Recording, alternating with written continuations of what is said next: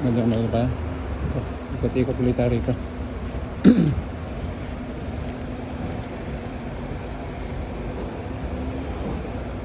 Sarado pa.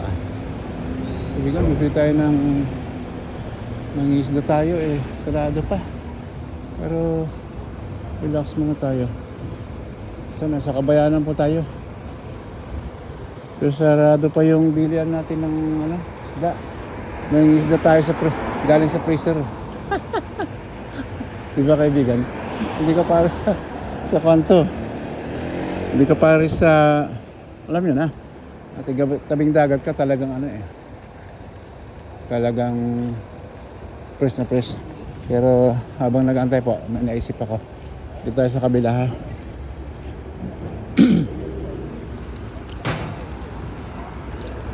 Kabila tayo.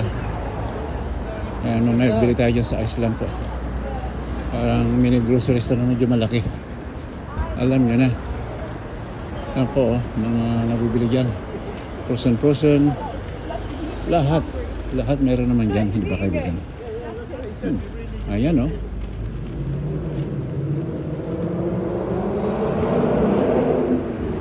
Ito. Bawal tayo dyan. Sa sugalan na yan. Kita niyo po. Ayos ang mga sapatos pang guwapings pwede na.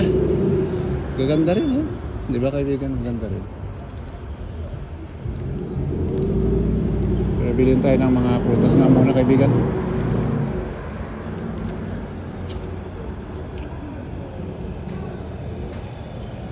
Tingnan natin anong mabibili natin.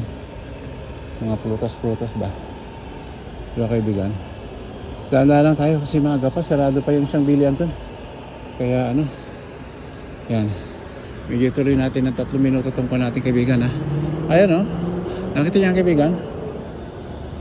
Ayan basi. Ayan.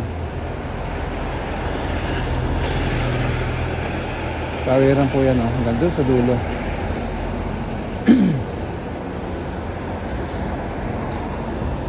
Yan. Kuha natin mga at least po. Ayan. Namumula ang ating mga bus dito. Di ba kaibigan? Ayan. Kita niyo po, ayan po.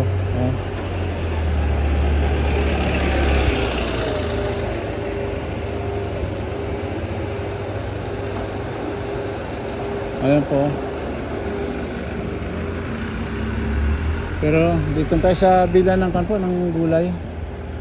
Mga prutas, mangga, 1 pound, pwede na. 2 po 1, okay na rin. 2 po 1, melon, 99. Ganda ng po Mga pakwan, ang tawag dito, watermelon. Ayan, watermelon tayo. Mamaya. So, maraming salamat muli po.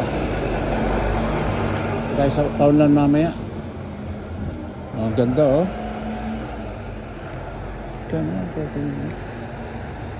Ang laki Pero salamat po, maraming salamat sa ating lahat. Bilhin tayo.